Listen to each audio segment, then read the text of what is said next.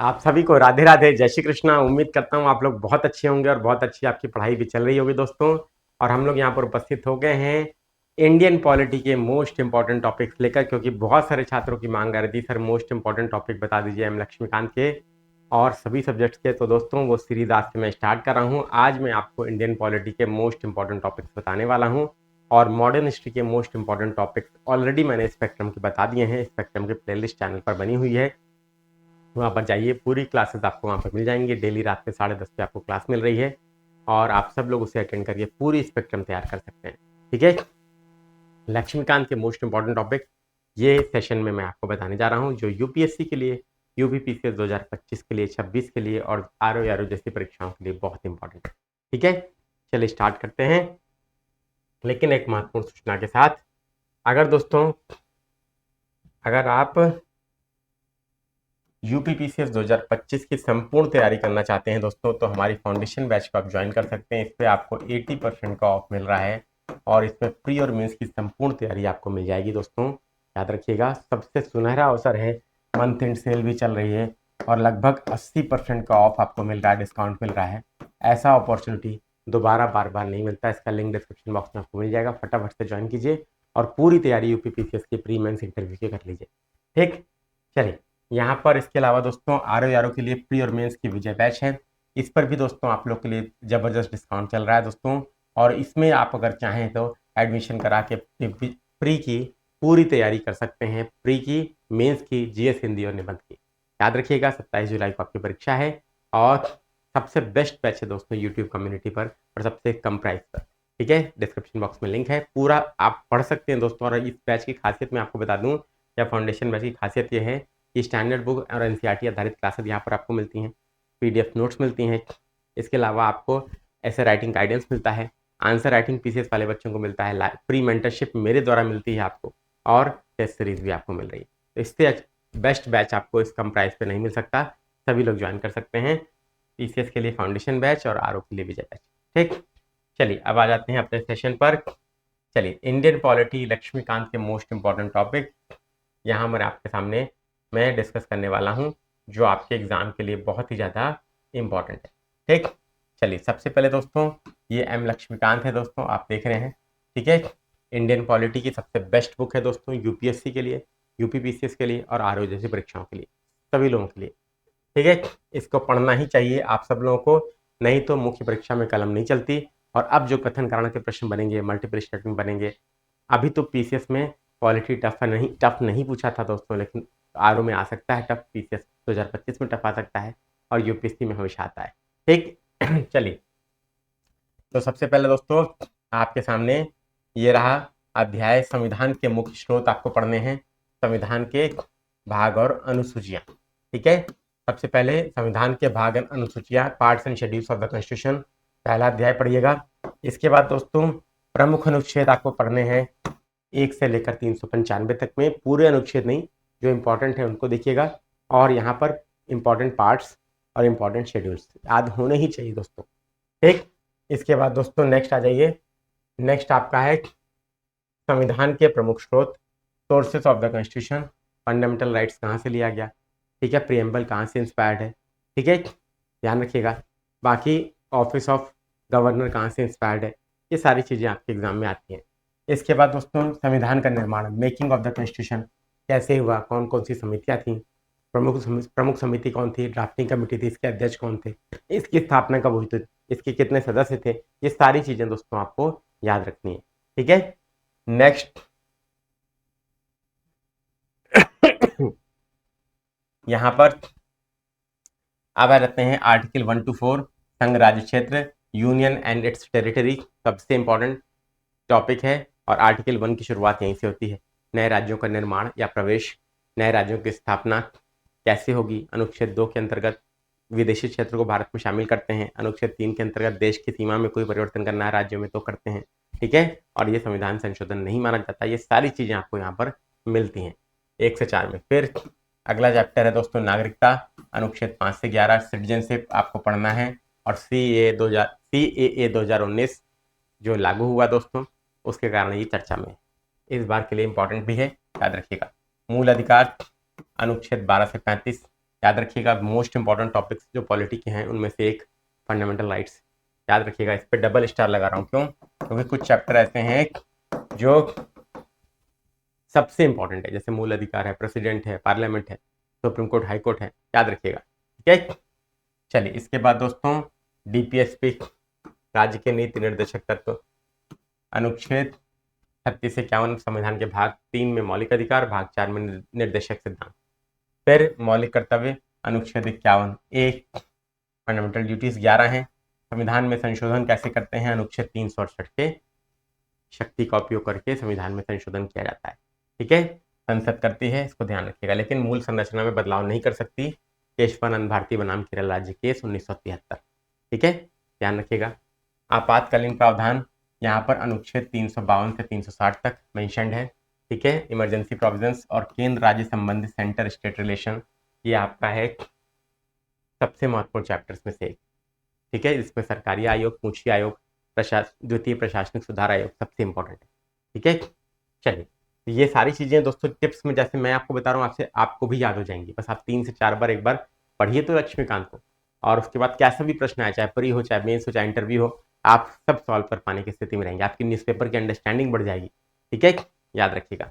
IR आपको ज़्यादा समझ में आने लगेगी, इंटरनेशनल रिलेशन तो GS पेपर 2 में आपको ज़्यादा समझ में आने लगेगा, ठीक है, ध्यान रखिएगा।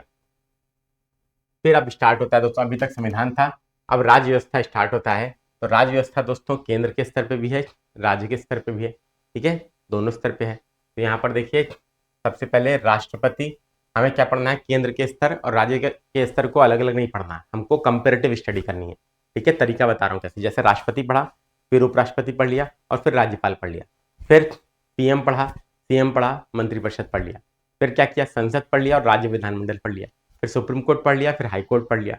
तो ऐसे क्या है, कंपेरेटिव स्टडी करेंगे तो आधे से ज्यादा प्रावधान लक्ष्मीकांत के आपको लगभग एक जैसे मिलेंगे, तो आपको याद भी हो जाएगा, ठीक है। सबसे बेस्ट तरीका राष्ट्रपति, उपराष्ट्रपति, राज्यपाल, ठीक है। इसके बाद इसी को प्रेसिडेंट, वाइस प्रेसिडेंट, गवर्नर भी कहते हैं। इसके बाद दोस्तों कई कार्यपालिका के अंतर्गत पहले देख रहे हैं, ठीक है, कार्यपालिका। फिर प्रधानमंत्री, कैबिनेट केंद्रीय मंत्रिपरिषद का हिस्सा होती है, ठीक है, और मुख्यमंत्री, ये कार्यपालिका के अंतर्गत आपको स्टडी करना है। केंद्रीय कार्यपालिका में क्या क्या होते हैं? राष्ट्रपति, उपराष्ट्रपति, PM,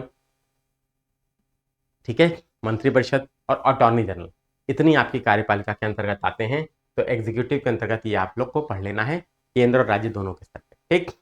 राज्य के स्तर पे कार्यपालिका में कौन कौन? राज्यपाल, मुख्यमंत्री, मंत्रिपरिषद, ठीक है, ध्यान रखिएगा। इसके बाद आ जाइए विधायिका, इसके बाद आ जाइए विधायिका, जिसे हम लेजिस्लेचर कहते हैं। क्या कहते हैं? लेजिस्लेचर भी कहते हैं, ठीक। इसमें क्या क्या? संसद केंद्र के स्तर पे है और राज्य विधानमंडल राज्य के स्तर पे, ठीक है ना, ध्यान रखिएगा, वेरी इंपॉर्टेंट। केंद्र के स्तर पे लोकसभा, राज्यसभा, राष्ट्रपति, और राज्य विधानमंडल के स्तर पे राज्यपाल, विधानसभा और कहीं कहीं विधान परिषद। 6 राज्यों में है। कौन कौन से राज्य हैं कमेंट बॉक्स में बताइए, कहाँ कहाँ विधान परिषदें हैं, ठीक है। चलिए नेक्स्ट आ जाइए, नेक्स्ट है जुडिशरी। जुडिशरी या न्यायपालिका, इसके अंतर्गत दोस्तों supreme court, high court, supreme court apex body है, एपेक्स कोर्ट है, फिर हाई कोर्ट राज्यों के स्तर पे, डिस्ट्रिक्ट कोर्ट या सबऑर्डिनेट कोर्ट आपके जिला स्तर पे आपको देखने को मिलता है, जिसे हम कचहरी भी कहते हैं, ठीक है, ध्यान रखिएगा। और हमारे यहाँ देश में दोस्तों एकीकृत न्यायपालिका है, पिरामिड स्ट्रक्चर है, मतलब हम इस कोर्ट के निर्णय के विरुद्ध हाई कोर्ट में अपील करेंगे, इसके निर्णय के विरुद्ध सुप्रीम कोर्ट में अपील करेंगे, ठीक है। एकीकृत न्यायपालिका हमारे यहाँ है, ठीक है, ध्यान रखिएगा। इसके बाद दोस्तों मोस्ट इंपॉर्टेंट चैप्टर ये भी है, जुडिशरी भी आपका, ठीक है। इसके बाद मैंने आपको बताया था ना, जो मोस्ट इंपॉर्टेंट चैप्टर में एक मूल अधिकार था, एक संसद है दोस्तों, ठीक है। इसके बाद जुडिशरी है, supreme court, high court, district court, ध्यान रखिएगा, सुप्रीम कोर्ट विशेष रूप से। इसके बाद दोस्तों पंचायत, नगर पालिका भी इंपॉर्टेंट है, पंचायत और नगर पालिका, ठीक है। पंचायत, त्रिस्तरीय पंचायती राज की स्थापना हुई थी भारत में बलवंत राय मेहता समिति की सिफारिश पर, आप सबको पता होगा 1957 में, ठीक है। समिति की सिफारिश आई और 2 अक्टूबर 1959 को राजस्थान के नागौर जनपद में पहली पंचायती राज की स्थापना होती है, याद रखिएगा। और पंचायतों को संवैधानिक दर्जा दिया गया 24 अप्रैल 1993, ठीक है, यह अधिनियम लागू हुआ था। संशोधन हो चुका था। 73वां संविधान संशोधन अधिनियम 1992 के माध्यम से पंचायतों को संवैधानिक दर्जा दिया गया, जिसे लागू किया गया 24 अप्रैल 1993 को। इसीलिए 24 अप्रैल को पंचायती राज दिवस के रूप में मनाते हैं। ठीक है, याद रखिएगा। नेक्स्ट, इसके बाद अब आखिरी में दोस्तों आता है आपका संवैधानिक और गैर संवैधानिक संस्थाएं। संवैधानिक संस्थाओं में दोस्तों आप देख सकते हैं election commission, CAG, UPSC, finance commission, ये सारे आपके आते हैं। और नॉन कॉन्स्टिट्यूशनल बॉडीज में NITI Aayog, NDC, planning commission, ये सारी दोस्तों। ठीक है, संवैधानिक संस्थाएं शक्ति प्राप्त करती हैं सीधे संविधान से, और गैर संवैधानिक संस्थाएं शक्ति प्राप्त करती हैं संसद के अधिनियम से या कैबिनेट के प्रस्ताव से। ठीक है, याद रखिएगा। अब देखिए, नॉन कॉन्स्टिट्यूशनल बॉडीज दोस्तों दो तरीके से बनती हैं, by resolution of cabinet, cabinet के प्रस्ताव से, और by an act of parliament, संसद के अधिनियम द्वारा। तो कैबिनेट के प्रस्ताव से नीति आयोग का गठन हुआ, प्लानिंग कमीशन का हुआ था, NDC का हुआ था। ठीक है, और पार्लियामेंट के संसद के अधिनियम से NHRC, राष्ट्रीय मानवाधिकार आयोग। ठीक है, नेशनल कमीशन ऑफ विमेन, राष्ट्रीय महिला आयोग, सेंट्रल इंफॉर्मेशन कमीशन। ठीक है, लोकपाल, NGT, ये सारे क्या हैं, सांविधिक संस्थाएं हैं, स्टैट्यूटरी बॉडीज हैं, और ये नॉन स्टैट्यूटरी, नॉन कॉन्स्टिट्यूशनल। ठीक है, ये NITI Aayog, planning commission, NDC, याद रखिएगा। ठीक है, इसके अलावा दोस्तों जो आपकी कॉन्स्टिट्यूशनल बॉडीज हैं उसमें आप देख सकते हैं इलेक्शन कमीशन अनुच्छेद 324 में, CAG अनुच्छेद 148 में, फाइनेंस कमीशन अनुच्छेद 280 में। इसी तरह से आपको याद भी कर रखना है, UPSC अनुच्छेद 315 में, स्टेट PSCs भी उसी आर्टिकल में है। ठीक है, इसके बाद दोस्तों national commission of schedule caste अनुच्छेद 338 में, national commission of schedule tribe अनुच्छेद 338A, national commission of backward caste अनुच्छेद 338B। ठीक है, देखिए सब आपके लिए नोट करके लाया हूँ। GST काउंसिल अनुच्छेद 279A, अटॉर्नी जनरल अनुच्छेद 76, एडवोकेट जनरल अनुच्छेद 165। क्लियर है ना दोस्तों, समझ में आ गई बात? ध्यान रखिएगा, वेरी इंपॉर्टेंट आपके एग्जाम के दृष्टिकोण से। और इसके अलावा 2 चैप्टर और हैं जो आपको पढ़ने हैं, स्टार्टिंग में भी पढ़ सकते हैं, आखिरी में भी, एक प्रीएम्बल या प्रस्तावना, और कॉन्स्टिट्यूशनल डेवलपमेंट या संवैधानिक विकास। ठीक है, ये पूरा दोस्तों पॉलिटी मैंने आपको बता दिया। और चैप्टर आप काउंट करेंगे दोस्तों तो ये 27 से 30 चैप्टर के बीच में होंगे, इससे ज़्यादा नहीं होंगे। पूरी मोटी लक्ष्मीकांत नहीं पढ़नी है जैसा कि बच्चों को लगता है। मैं दिखा देता हूँ आपको। ठीक है, मैं आपको यहाँ पर दिखा देता हूँ दोस्तों, ताकि आप लोगों को कन्फ्यूज़न ना हो, ताकि आप लोगों को कन्फ्यूज़न होना। ठीक है, इसको ध्यान रखिएगा।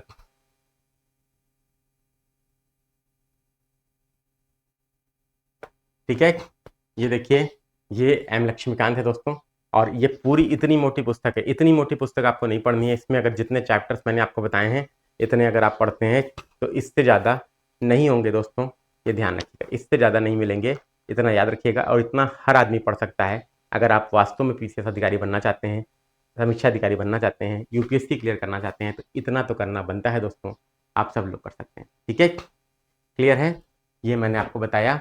अब दोस्तों ये पूरी लक्ष्मीकांत आधारित सभी चैप्टर्स की क्लासेस दोस्तों आप यहाँ पर लक्ष्मीकांत से पढ़ सकते हैं, सारे चैप्टर्स बहुत आराम से। ठीक है, चैप्टर्स मैंने आपको दिखा दिए हैं, मैं काउंट करके दिखा देता हूँ, 1 2, इसके बाद 3 4, इसके बाद पंचायत नगर पालिका 5 6,